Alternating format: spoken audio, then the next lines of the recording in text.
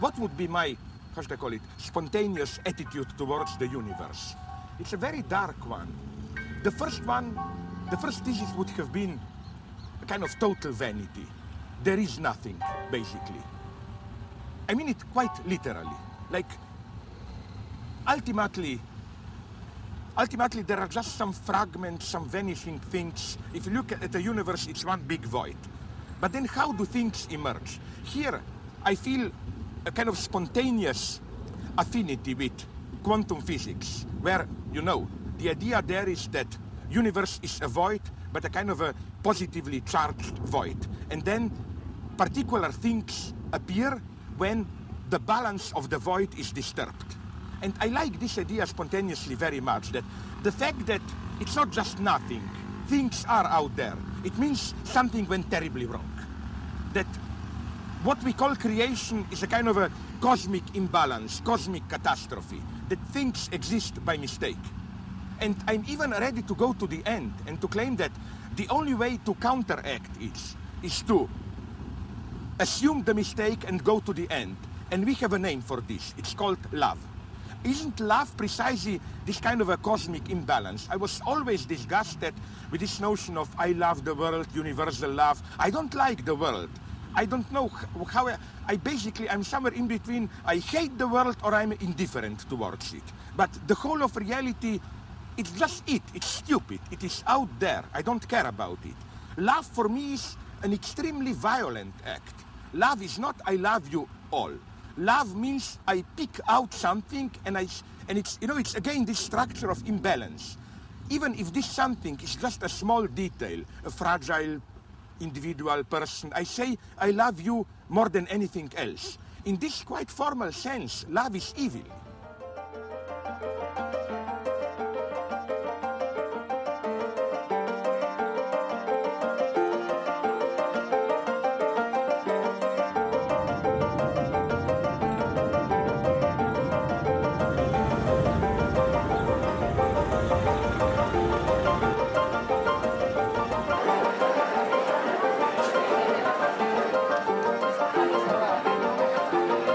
Vamos a cambiar de aula.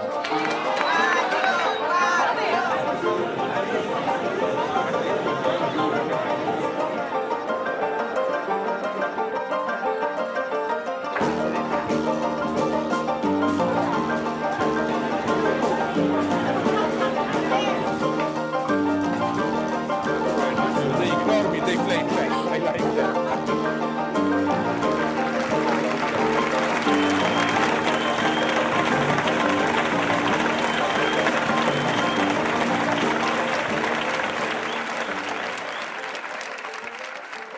Think about the strangeness of today's situation.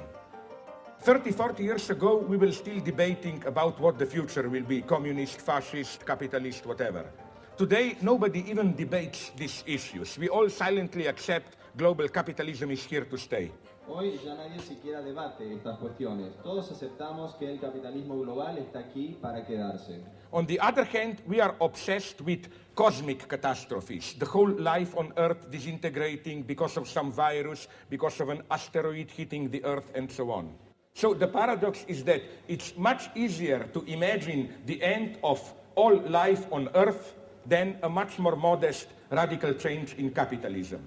Which means that we should reinvent utopia, but in what sense? Es decir, que deberíamos reinventar la utopía. ¿Pero en qué sentido? There are two false meanings of utopia. Hay dos significados falsos del concepto de utopía. One is this old notion of imagining an ideal society which we know will never be realized. The other is the capitalist utopia in the sense of new perverse desires that you are not only allowed but even solicited to realize.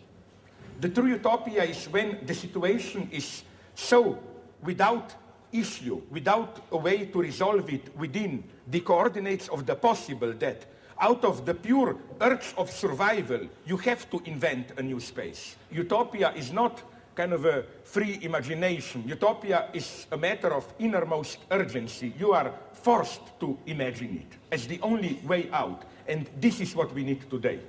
Entonces, nuevamente, destaco que la utopía es algo que uno se ve obligado a imaginar, uno se ve forzado a imaginarla y no es algo que surja libremente de una fantasía, sino que es un imperativo de la urgencia de una situación. I hope I wasn't too long. I thank you very much for your patience. Espero no haber extendido demasiado y gracias por su paciencia.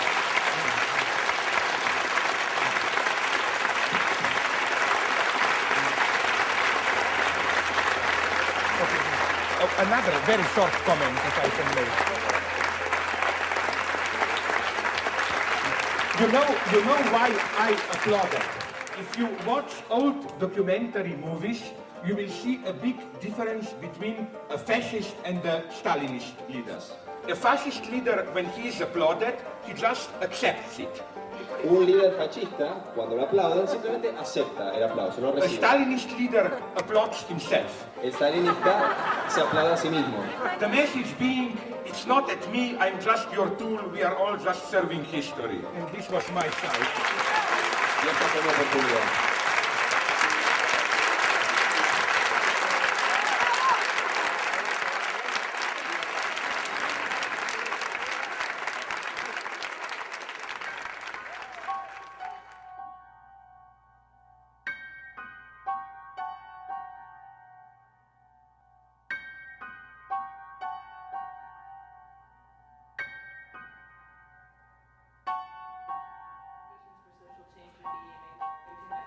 So, we are on.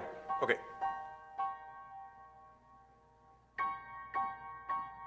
The worst thing is to play this we are all humans game that some intellectuals like to play. You project a certain intellectual persona, cold thinker, whatever, but then you signal through small details, but nonetheless I'm basically like you. I like small pleasures of life. I'm human like you. I'm not human.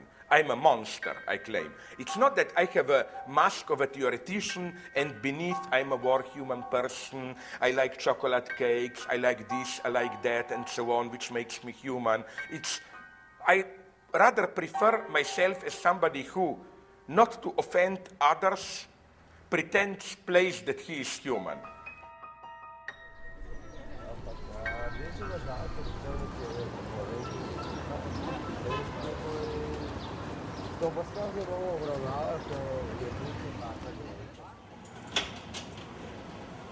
You come in? His, of course. Ha ha ha ha. It means welcome to welfare, to socialist wealth. Good, honest guy. I put everything here. I love this, so that, by everything, look, even here it is. You see, isn't it a crazy combination? You have this, and then you have, the clothes are here. But it's not only clothes, it's more. It's also, how do you call it, covers, sheets for the, no, everything is here. Look, everything is here. Yeah, here, haha, isn't this nice, close to the kitchen? Here, socks, underwear, this is all my stuff. And basically, this is all my stuff, newspapers, journals. These are my books in foreign languages, 2 copies of each one. So this is strictly prohibited. It looks bad. It looks bad. I think they are lower there. Because this is mostly new stuff. Oh, this is simply... Do you keep everything? I am a narcissist here. Yes, I keep everything. So What is this doing here? This should go elsewhere. I'm sorry, I want order. So this is there, this is not me. Okay, if you need the Mladina stuff, yes, there are some of them here. Let's see what's here, because these are the big format thing. These are some really early Mladina from... this is from the dissident times, yes. Mid-80s, I started to write from time to time. For 2 years, some people even claimed that I was the most influential. But then new political divisions start and I was too combative, attacking everyone and so on. This was me. This was my fame. I worked like crazy at that time because I remember at that time I was writing in English my first books. I never wanted to endanger, not even minimally, the theory. Which is why I was never interested in any kind of political career, because simply it takes time.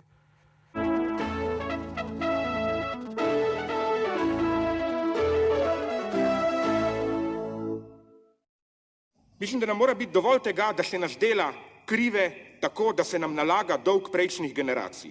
Dovolj dolgo smo bili material, iz katerega so gnetli tuje sanje, naj bojo to sanje partizanov ali njihovih žrtev. Dovolj nam mora biti vampirjev, ki živijo od tega, da nas delajo krive in izterjujejo od nas tuje dolgove. In danes je, če ne končam poetično, mislim, en sam kov, lesen kov, skupaj s česnom, ki bo pokončal vse vrste vampirjev. Liberalno-demokratična stranka. Hvala.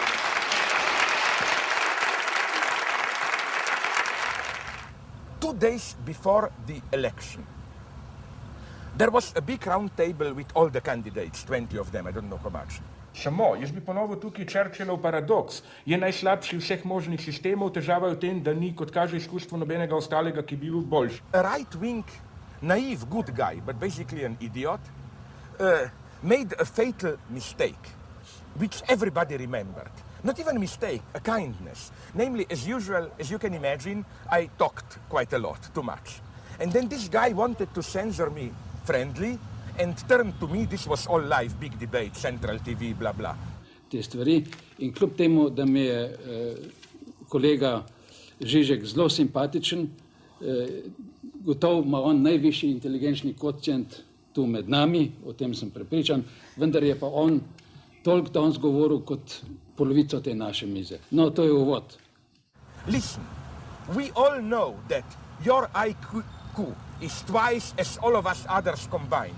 But nonetheless, could you let us a little bit to talk? But everybody remember that, you know. You see, even they admit that he is the bright guy and so on. I remember then, you know, after it was over, when the lights went off, no, the cameras went off, all other candidates started to shout at this guy, like, are you idiot? Are you crazy? Because then I jumped up immediately and almost got elected.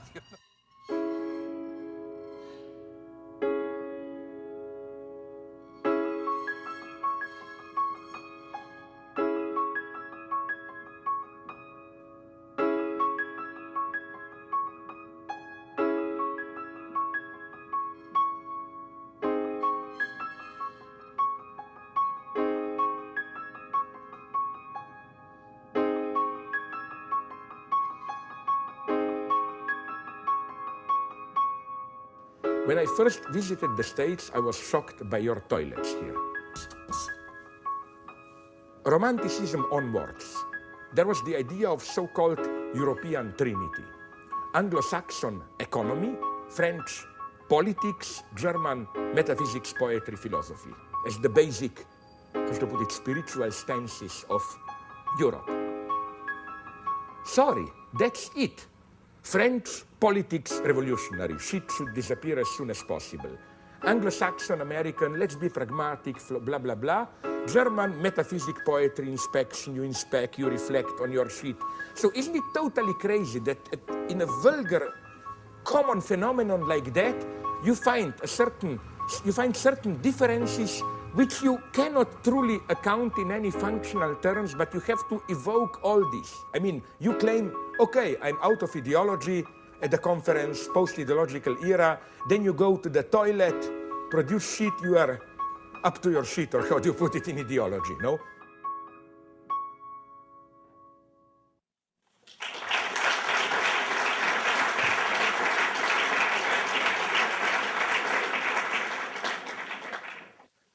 Who believes what today? Oh, I think this is an interesting question, much more complex than it may appear.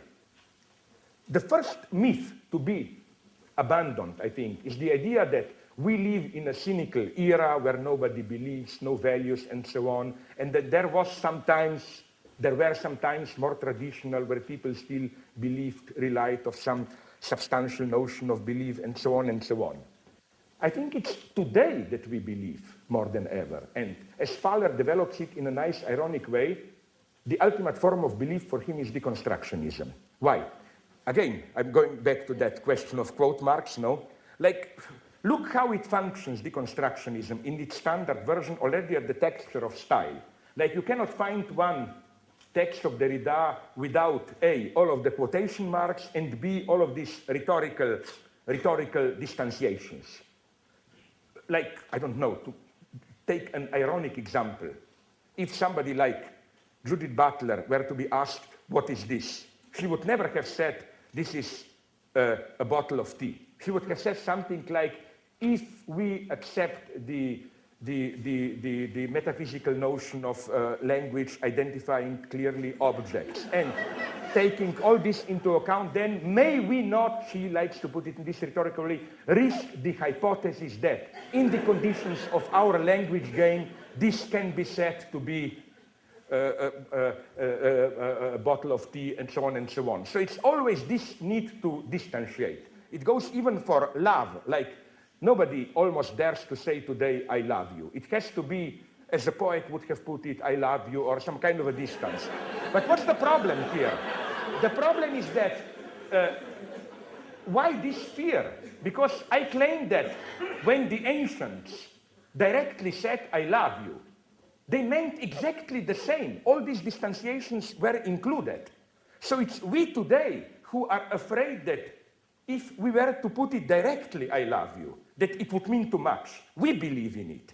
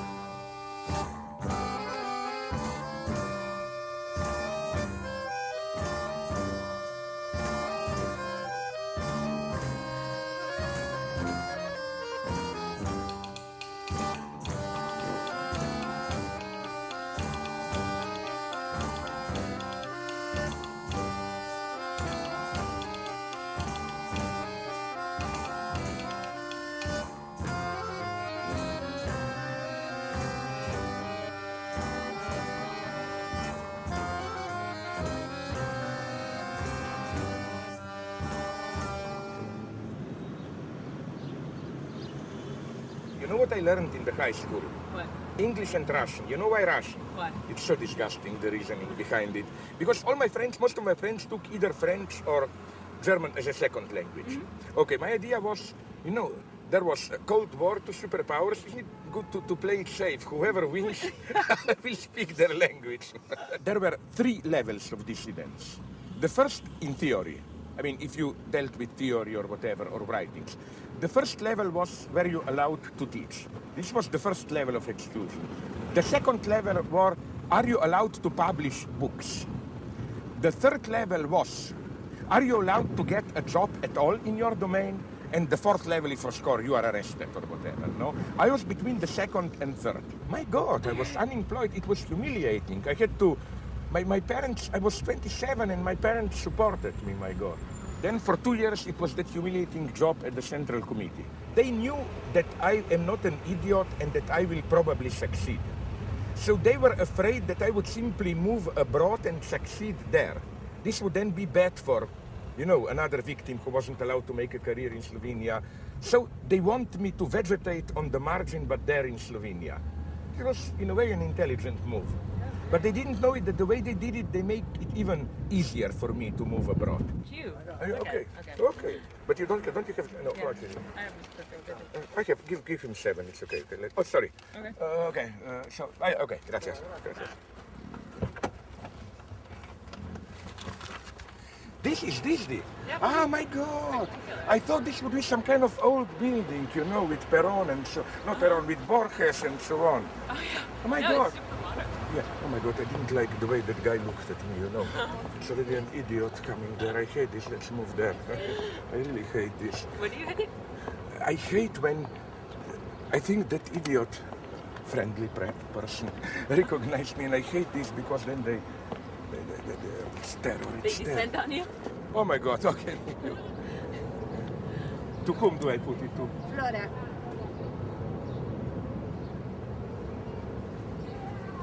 Thank you. Thank you. Did you ever expect this, to have all these fans? No, but that's what I really hate this. I mean, I cannot tell you how much I hate it. You don't love it just a little bit? No. I think people are evil. This is horrible. You see all these creeps here. This is horrible. Who is that hysterical woman? She's a fan, Subway. Yeah, but, I mean, what is she doing here? She should go up there and wait in line. I mean, not annoy me here.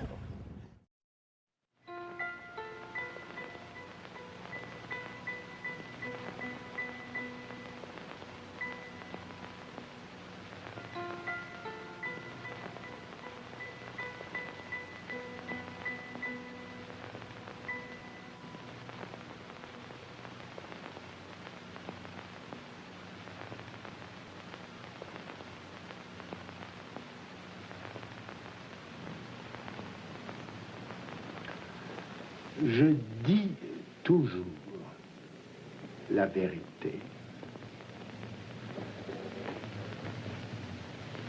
Pas toute. Parce que toute la dire, on n'y arrive pas.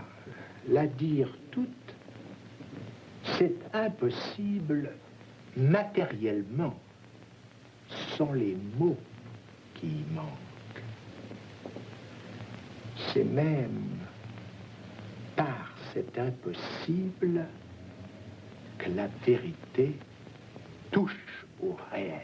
Ici, on est à la télé. It was simply made as a documentary supposed to present Lacanian theory to a white public, I think for the second channel of the French state TV. J'y suppose. Analyste. L'inconscient, quel drôle de mot. Oui, je suis d'accord. What I appreciate is this inversion, reversal of the role between public image and private. It's that this total denigration, disappearance of this warm human person, this for me is the idea of ideology. The central idea of ideology for me is not this idea as determining you are a Christian, you are a Marxist or whatever today, liberal, I don't know. But the idea is precisely that ideological propositions do not determine us totally. We cannot be reduced to our public image. There is a warm human being behind. I think this is ideology at its purest. The most horrible anti-ideological act for me, and really horrible, terrifying, is to fully identify with the ideological image. The ultimate act is what we think is our true self. That is the true acting. And that usually our truth, that to which we are really committed existentially, is in our acts more than in what is supposed to be behind the act. So again, my point is that I like philosophy as an anonymous job, not as kind of, look, the way he moves now and so on, these gestures. I find this ridiculous. He emphasizes, one cannot say all the truth. It's impossible materially. Matériellement. This ridiculous emphasis. I think it's a pure fake, an empty gesture, as if he makes a deep point there. He does not. Vous nommez von Uxküll. I read Lacan in a very classical way. What interests me are his proposition, the underlying logic, not his style. His style is a total fake, I think.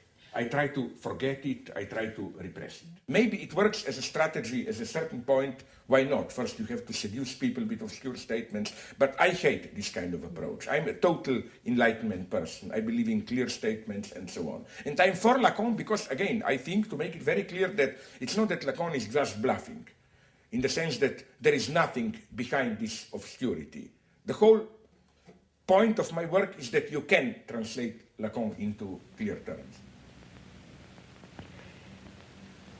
Well, I just have enough of this.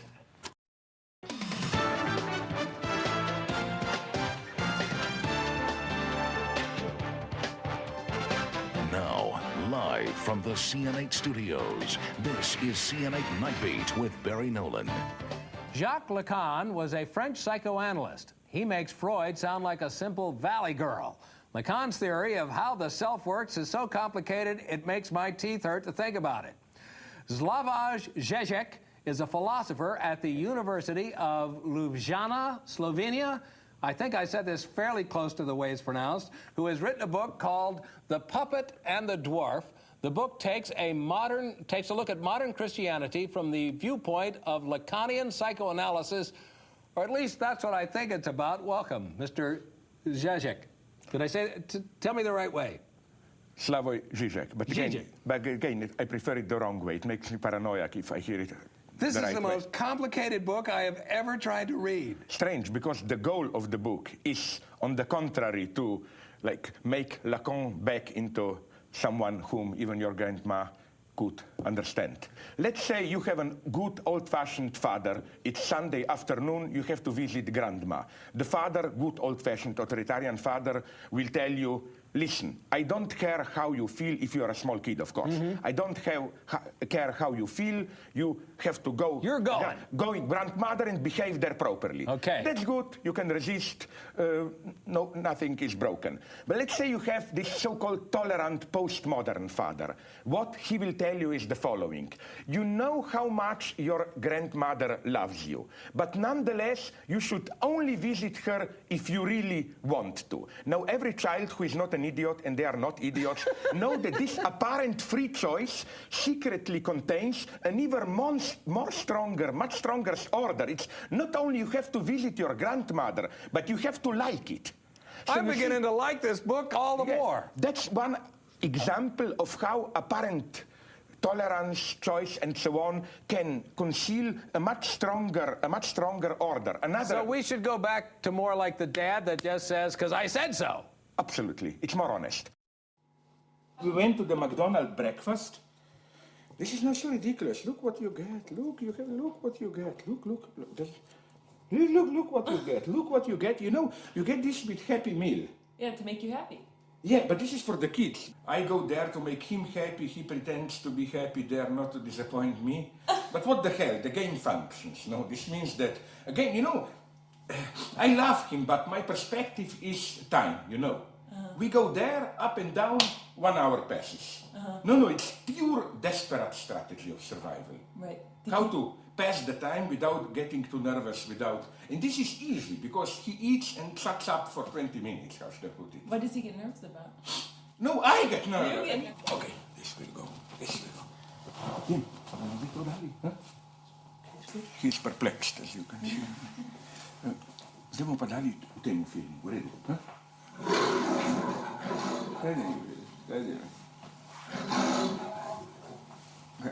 No, he's narcissistically amused. It's just to keep him calm in a non-demanding state. So it's eating, it's this, it's whatever, no? Right. Or at least negotiating. Like yesterday, he was building some Lego castles. He wasn't satisfied with them, but then he gave me the role of just collecting a certain type of these small plastic cubes. I start to shoot at the animals. Then I love this one, American Army. You know, this one, I bought it, I don't know where, but it's beautiful. You can open it, you see, and put soldiers in, so that then he attacks me from there. He destroyed this castle that I had here. This was his original, but the structure is very precise. It's incredible how you think it's chaotic, no? But he's the big wise guy. He observes. Here, he's very pro-feminine. He wanted to have a woman as the boss, the queen. Then he said, but she would be alone. Why not have two girls? This is the two girls talking. You see, lesbian, progressive, politically correct, and so on, no? Two lesbians, but I like this one. Isn't this a beautiful one? I bought it in Greece. A kind of a nice old Roman.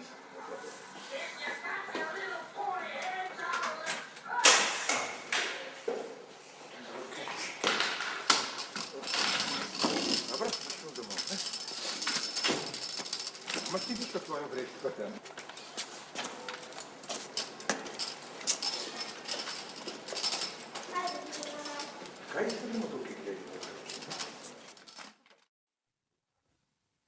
Okay, philosophy. This, I can do it at least traditionally in 2 lines, no?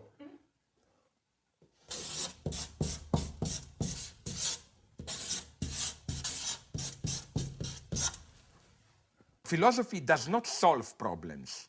The duty of philosophy is not to solve problems, but to redefine problems, to show how what we experience as a problem is a false problem. If what we experience as a problem is a true problem, then you don't need philosophy. For example, let's say that now there would be a deadly virus coming from outer space, so not in any way mediated through our human history, and it would threaten all of us. We don't need basically philosophy there. We simply need good science desperately to find, we would desperately need good science to find the solution to stop this virus. We don't need philosophy there because the threat is a real threat directly. You cannot play philosophical tricks and say, no, this is not the you know what I mean? It's simply our life would be in, or, okay, the more vulgar, even simpler science fiction scenario. It's kind of Armageddon or whatever, no deep impact, a big comet threatening to hit Earth. You don't need philosophy here. You need, I don't know, to be a little bit naive, I don't know, strong atomic bombs to explode, maybe. I think it's maybe too utopian, but you know what I mean. I mean, the threat is there, you see it. In such a situation, you don't need philosophy. I don't think that philosophers ever provided answers, but I think this was the greatness of philosophy. No, not in this common sense that the philosophers just ask us questions and so on. I mean, what is philosophy? Philosophy is not what some people think, some crazy exercise in absolute truth, and then you can adopt, you know, this skeptical attitude. We, true scientists, are dealing with actual, measurable, solvable problems. Philosophers just ask stupid metaphysical questions and so on, play with absolute truth, which we all know is inaccessible. No, I think philosophy is a very modest discipline. Philosophy asks a different question, the true philosophy. How does a philosopher approach the problem of freedom? It's not, are we free or not? Is there God or not? It asks a simple question, which would be called a hermeneutic question. What does it mean to be free? So this is what philosophy basically does. It just asks, when we use certain notions, when we do certain acts and so on, what is the implicit horizon of understanding? It doesn't ask these stupid ideal questions, is there truth? No, the question is, what do you mean when you say this is true? So you can see, it's a very modest thing, philosophy. Philosophers are not the madmen who search for some eternal truth and so on and so on.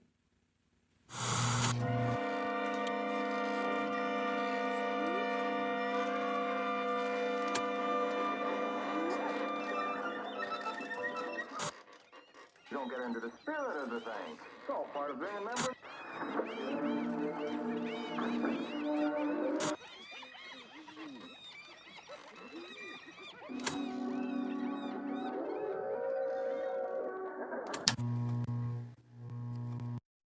What we encounter here, I think, is precisely Lacan's reversal of the famous Dostoevsky motto, if God doesn't exist, everything is permitted. If God doesn't exist, everything is prohibited. How? On the one hand, again, you are allowed to have a full life of happiness and pleasure, but in order precisely to be happy and so on, you should avoid dangerous excesses, so at the end, everything is prohibited. I mean, you cannot eat fat, you cannot have coffee, you cannot have nothing, precisely in order to enjoy it. So today's hedonism combines pleasure with constraint. It is no longer the old notion of the right measure between pleasure and constraint. Like sex, yes, but not too much, proper measure. No, it's something much more paradoxical. It's a kind of immediate coincidence of the two extremes. Like, it's as if action and reaction coincide. The very thing which causes damage should already be the counteragent, the medicine. The ultimate example I encountered recently in California, I don't know if you can buy it also here in New York, is a chocolate laxative. And there it says, as a propaganda, do you have still constipation? Eat more of this chocolate. Like, no, the thing is already its own counteragent.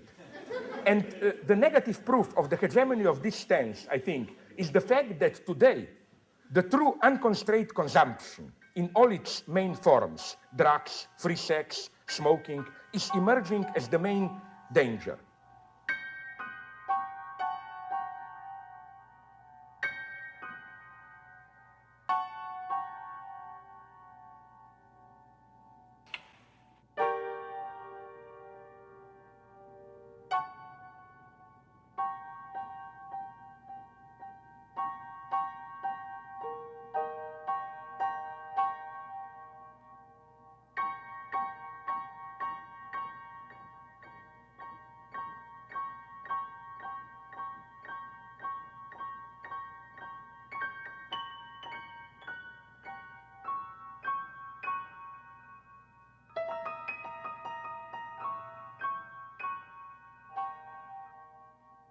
The traditional notion of psychoanalysis is that because of some inner obstacles, you internalized, identified excessively with paternal or other social prohibitions, you cannot set yourself free to enjoy, pleasure is not accessible for you. It is accessible to you only in pathological forms of feeling guilty and so on. So then the idea is psychoanalysis allows you to suspend, overcome these internalized prohibitions so that it enables you to enjoy.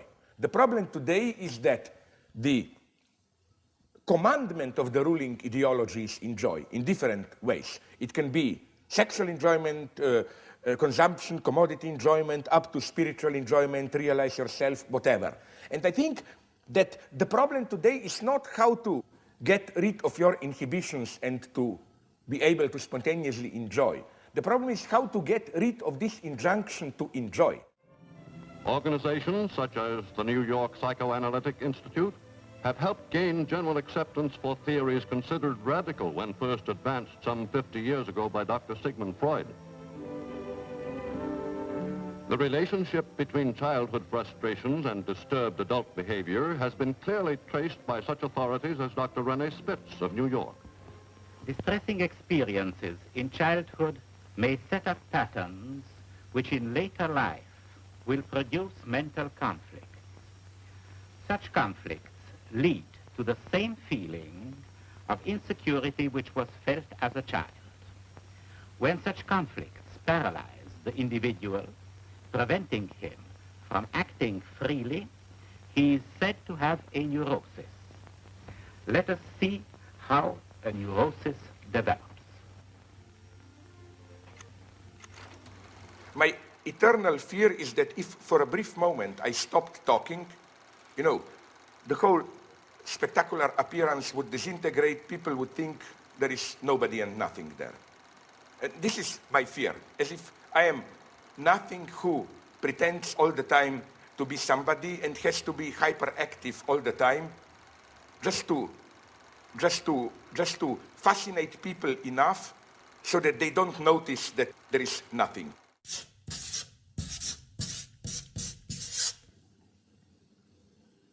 When? Okay, you also. Okay. One of the big reproaches to psychoanalysis is that it's only a theory of individual pathological disturbances, and that applying psychoanalysis to other cultural or social phenomena is theoretically illegitimate. It asks in what way you as an individual have to relate to social field, not just in the sense of other people, but in the sense of the anonymous social as such, to exist as a person. You are, under quotation marks, normal individual person, only being able to relate to some anonymous social field. What is to be interpreted and what not is that everything is to be interpreted. That is to say, when Freud says Unbehagen in der Kultur, civilization and its discontent, more literally the uneasiness in culture, he means that it's not just that most of us as normal, we socialize ourselves normally, some idiots didn't make it, they fall out, they have to be normalized. Not culture as such, in order to establish itself as normal, what appears as normal, involves a whole series of pathological cuts, distortions, and so on and so on. There is, again, a kind of Unbehagen, uneasiness. We are out of joint, not at home, in culture as such, which means, again, that there is no normal culture. Culture as such has to be interpreted.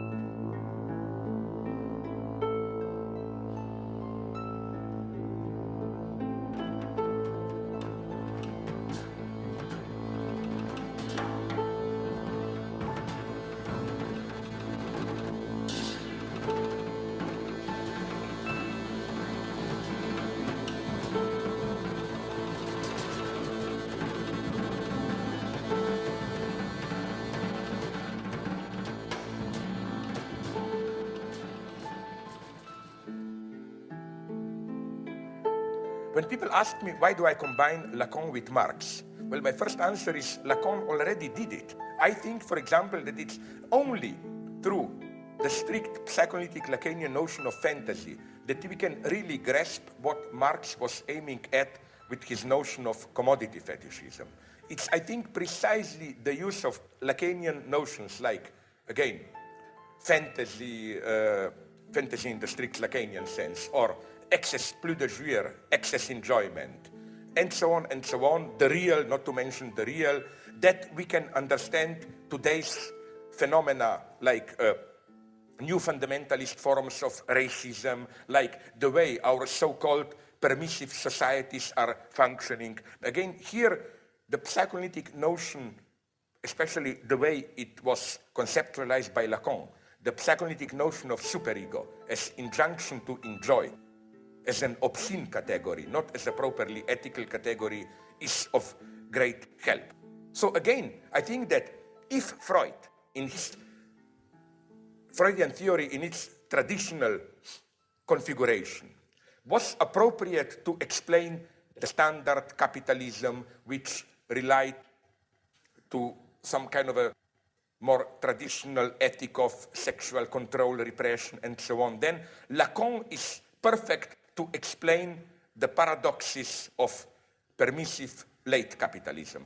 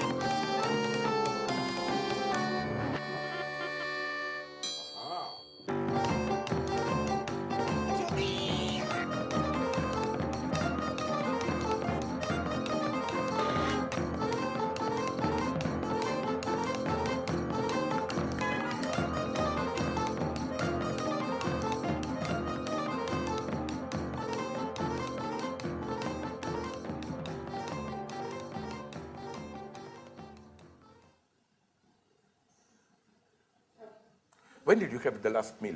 Breakfast or down there? Down there. So we should stop. So I mean 1-2 hours later we should maybe go down there and, or do you know any, I mean, you know, at the place where you had your coffee, they do have good menus, you know, like very nice ones, like a simple steak or whatever. They are not bad, I mean. No, they're all vegetarian. Sorry? They're all vegetarians. Degenerates. You will turn into monkeys. Yeah, there is a table free here if you want to be absolutely opportunist. Aqua Congas? Yeah. Why shouldn't I also? Could you put it there? Thanks. No, sorry, I mean where to put. Show it, Martina? Yeah. No. Yeah. Why do you want to, why did you say it was a fundamental misunderstanding that for so many people came? No, in the simple sense that I have this terribly feeling that they expect something which they will not get, and I wonder what. Many leftists expect the formula, you know. I will teach them what to do. Shit, right. What do I know? I mean, no. Some people expect... You feel like that's what that audience was looking for, specifically? No, it's a simple common sense insight. Wait a minute. 2,000 people, although I think they exaggerated, whatever, 1,000 people cannot all have the same interest in Lacan as I do, no? You know, can I ask you a simple question? Right. If you were to have a daughter, would you allow this guy to take your daughter to cinema? Be honest, the answer is no. I hate the way I appear. In some documents, it's even worse. It's really as a kind of a criminal that I appear, you know. Do you think they were expecting just the sort of political advice or some sort of... You know, the problem is that whenever I talk about politics, I feel it as if it's a fake. Right. No, not in the sense that I'm faking, that I don't mean it, but my heart is not in it. The books that I really enjoyed writing was the one on Hegel, on Schelling, Ticklich's subject, and so on. Right. And that part of the message doesn't get through. You can immediately see also in the way it, for example, of my last book, the one that I really loved, the opera Second Death. Right. That one is doing very modestly, nothing, you know, that one is, but that's what I love. No, we didn't yet, no? Okay. I'll tell you, wait a minute, first... Is this just drinks? No. First you should look here, the menus. You have tallarines, filet milanesa, ensalada Caesar.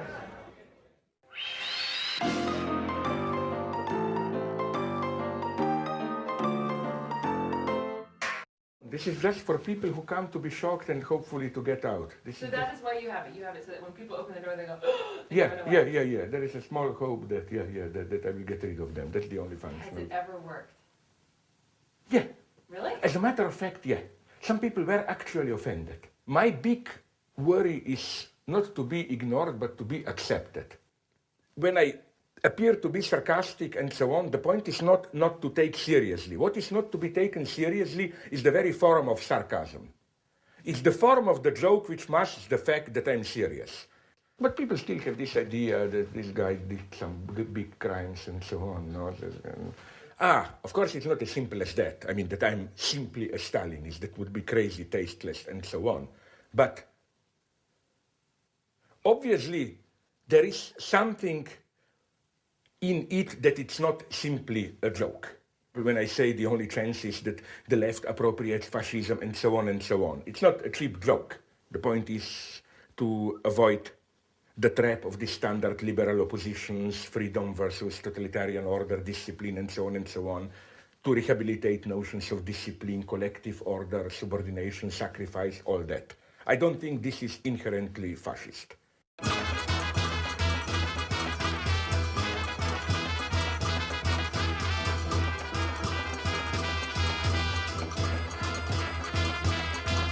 Often friends tell me, but why do you provoke people unnecessarily? Why don't you simply say what you mean? That of course you are against fascism, but blah, blah, blah.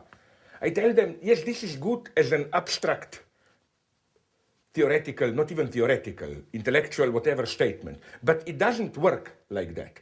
For example, concerning Stalinism, my God, I've probably written more about Stalinism, about its most horrible aspects, than most of the people who reproach me with Stalinism. And that's my wager here, that, sorry, the only way to get the message, if you say, of course I'm against fascism, there are just some attitudes which were traditional, even more to the left, but fascism appropriated them, blah, blah, blah, I think it doesn't have the desired precise political effect. It enables the liberal consensus to reappropriate it. You must say it with this excess.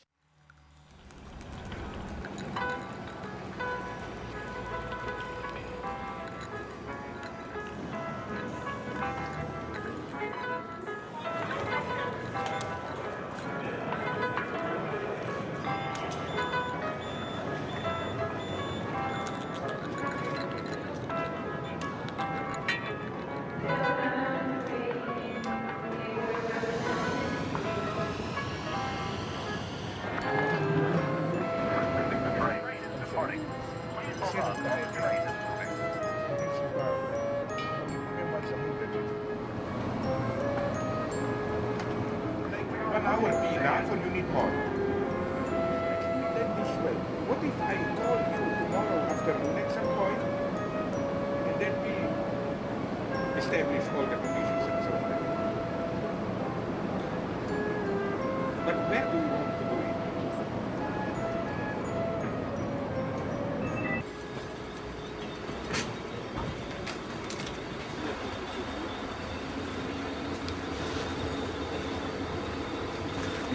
These are, of course, again, Lufthansa socks. I've stolen 2 of them today. I went to wash my hair, and then I was really in a tense situation, and then the woman hairdresser noticed it and told me, why don't I give you a massage with some oil? I enjoyed it, but I felt so obscene, as if I paid for masturbation. It was so obscene. But it was relaxing, you know, it is nice, but it's too much. Michael, where are you? This reminds me of socialism, carrying water in plastic bottles.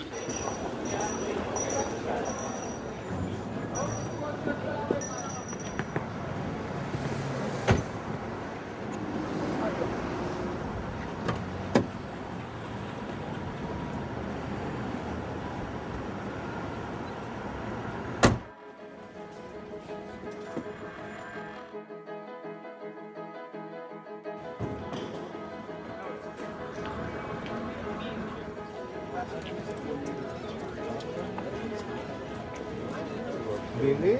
Yeah, because they were waiting for us. You see, we were not late. I realize it, because you're not But late. they wait for us. You see, it's not that... Yeah, they didn't start without you. Okay, Okay, let's not start as soon as possible. Okay. Let's go in and start as soon as possible. Okay. The majority of academics who are obsessed with this idea, the left needs a new answer. Isn't it basically, we want a radical revolution, but at the same time, we want our relatively prosperous lives to go on undisturbed. Like precisely as already Robespierre said, we want a revolution without a revolution. There is, I noticed, a fundamental difference between the standard plurality of struggles in which progressive liberals... What does it mean? Isn't it in a way false even to expect such a clear political formula, in the sense of, oh, all we need is a bright intellectual to tell us the formula, what to do, and then capitalism will be over, we'll have socialism, and so on and so on. I'm stupid, I don't understand. I'm sorry. Thanks very much. In a way, I have to accept this, again, almost Lacanian discentrament of subjectivity, which is that I stand for something, but I don't really master, dominate what I stand for. People see things in me, they have some expectations. There may be political expectations that I will provide the formula, the big question that everybody is expecting today from a leftist intellectual, what should we do? Or some kind of spiritual guidance to help them, psychological or theoretical amusement in the sense of many dirty jokes or examples from movies. And I honestly accept that. I think that my reaction to this should be not so much, oh, it's all a big misunderstanding, they're missing my deep point, but my duty is basically to try and occupy the position of the analyst, which is basically to play in a way of transference with these expectations and to undermine, frustrate them. To make it clear to them that the question is not what I can give them, but are these expectations legitimate? What this expectation should tell them about themselves? It was usually that big progressive act was like, it was Nixon, not Democrats, who had to do it with China and so on. This paradox, it was in France, it was de Gaulle, not socialists, who got out of Algeria. Sorry?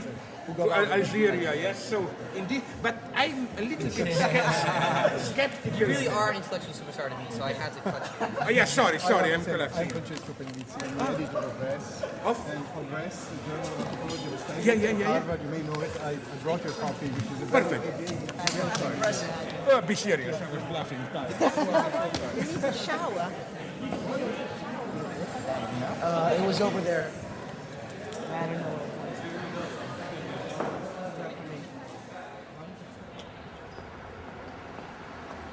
Who knows here? The guy knows. I'm sorry, you know things here.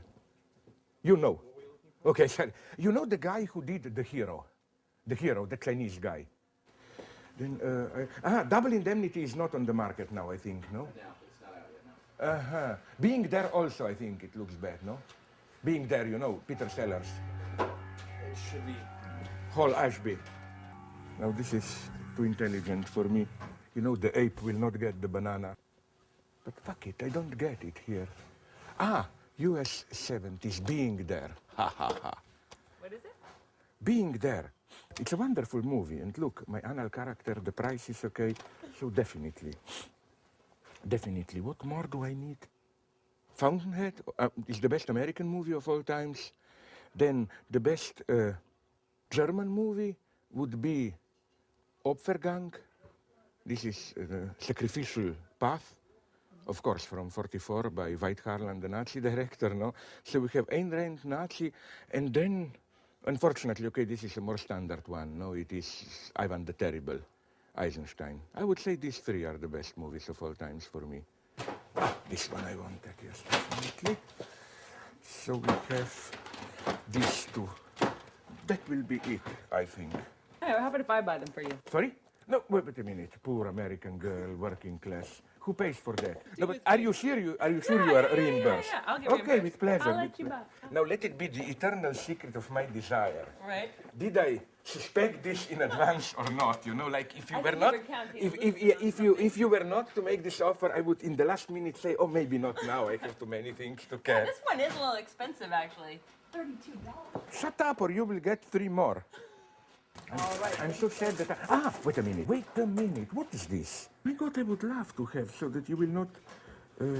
Let me buy Got a this. special booklet. Where? Which one? Sorry, can I buy this one also?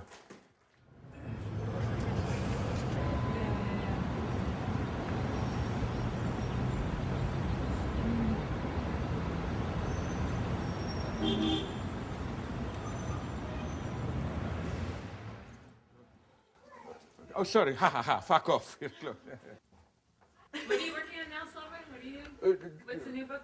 The mega, basically ticklish subject part 2. Big mega thing. How far along are you? Pretty close to the end.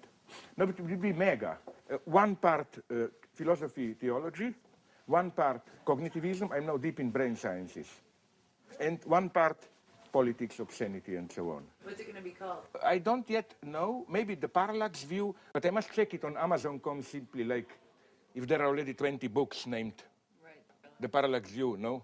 I must look into that aspect. What does parallax view mean? No, it means something very simply, which comes as close as possible to what my position is. It's, you know that, it's very simple, is that when you mistake an apparent move, you look at an object, it appears that the object itself moves or changes, but in reality it's just that because your perspective shifts, no? Like lunar, stellar, whatever, solar parallax. The idea is your shift in your subjective position is reified, you perceive it as move in the object. But of course, then I add another twist, that what it is in the object in a way, no? Because object-subject are mediated and so on and so on. So what interests me is precisely this radical cut, like you move from one to another perspective, there is no way to overcome this antinomy, no? And then I developed this systematically in philosophy, cognitive science. Like in cognitive sciences, the parallax would have been either you look at your inner experience or you open the skull, you see the stupid flesh there, brains, no? But you really cannot make the jump. And you really cannot, even if scientifically you can explain it, you cannot really accept it that stupid piece of meat that you see, that's thought. So if we distilled your canon into like 3 books, what would they be? 3 of my best books are unfortunately 4, I would say, no? Sublime Object, Tearing with the Negative, Ticklish Subject, and now the new one. Yes, this is the serious work I've done, with little pieces here and there. But this is what I would... Although I'm more and more self-critical of the first one, it's still too liberal. I'm for democracy there, I'm ashamed. I'm so very sorry to say. I think that there was a thing called totalitarianism, which was bad. And I think that there should be pluralism in society. My God, what am I talking there? I mean, you know that Marx Brothers joke, I would never be a member of a club that... Like, you know, if I were not myself, I would arrest myself.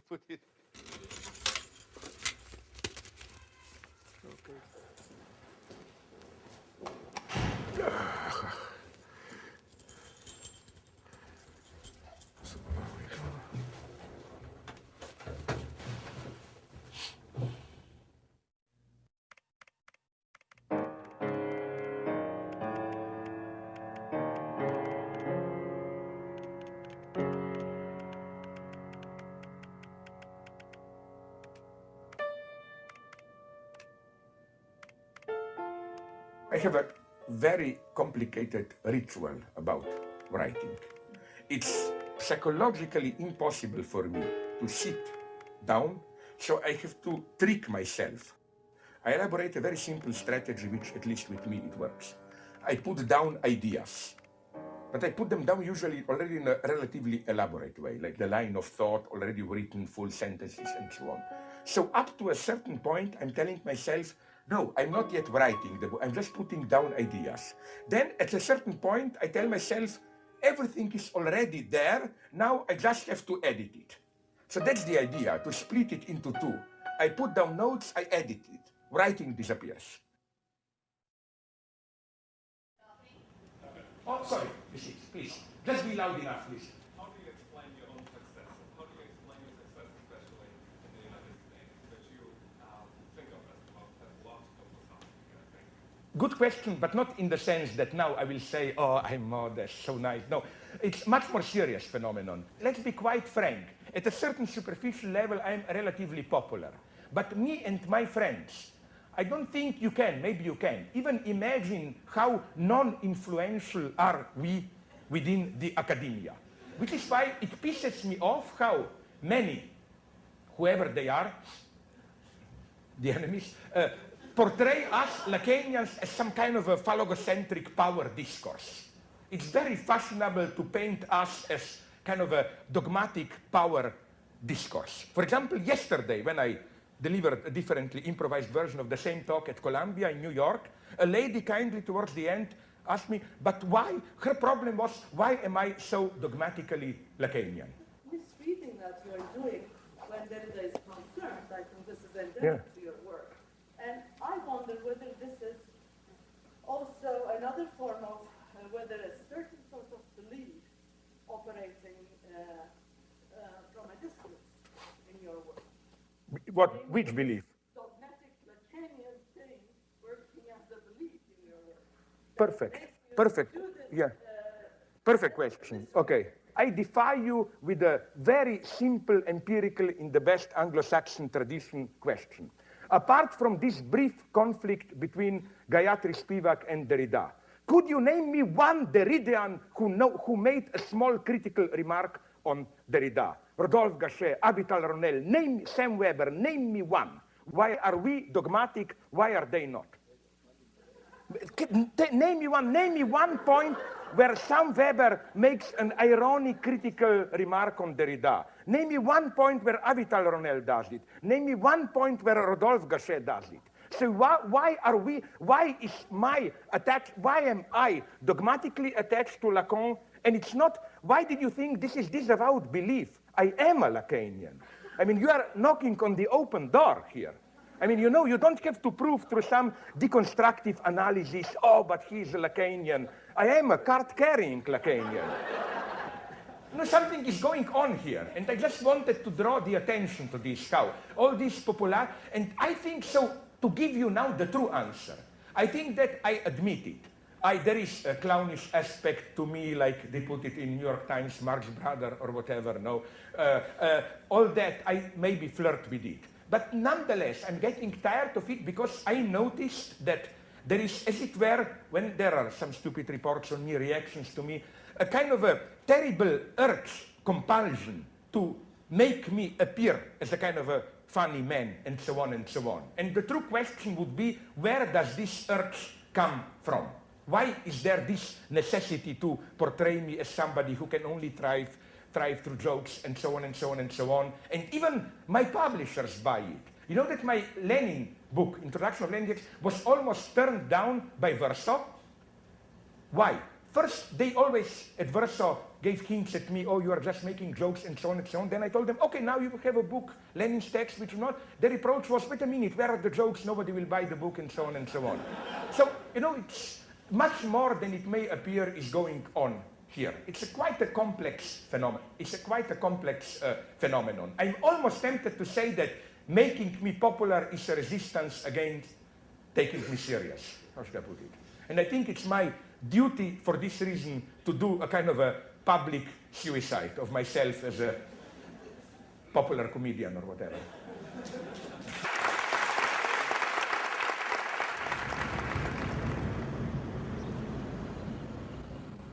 Let's hope we can enter here. I don't know how this functions now. This is it. Okay, but you see, here you should do your Hitchcockian shot, like from Vertigo. I saw 2-3 times that I came here because when it was still open, you took there the elevator to the top. And often I saw here some policemen or cordoned off and an object here covered. Because you will immediately see why if you take the shot up. That's it. Up from up there, it was practical to jump down, no?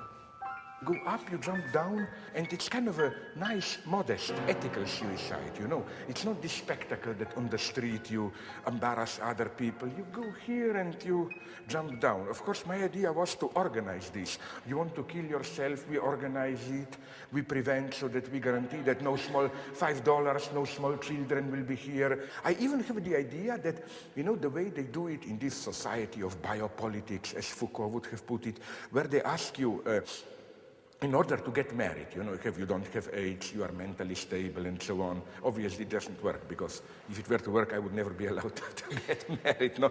But what I'm saying, that they should do it the same like if you want to kill yourself, no? I was thinking about it. I think that only people, some medical or psychiatric advisory committee team should decide, is it a case of a true metaphysical suicide or just a short crisis, like you were dropped by your girlfriend or boyfriend and there is a reasonable hope there that it's a momentary depression, then in 2-3 weeks would be open, no? So it can be medical crisis, it can be this kind of psychological crisis, or pure metaphysical suicide.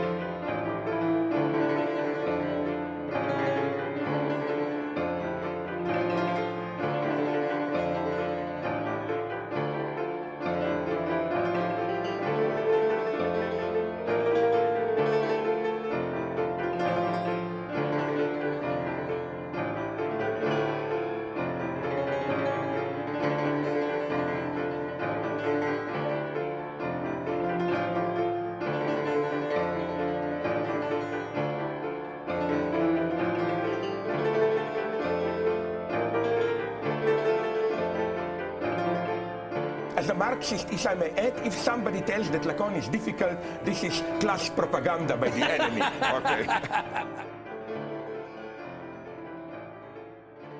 I never thought I'd have this much fun talking about this. Thanks very much. Have a great weekend. Take care.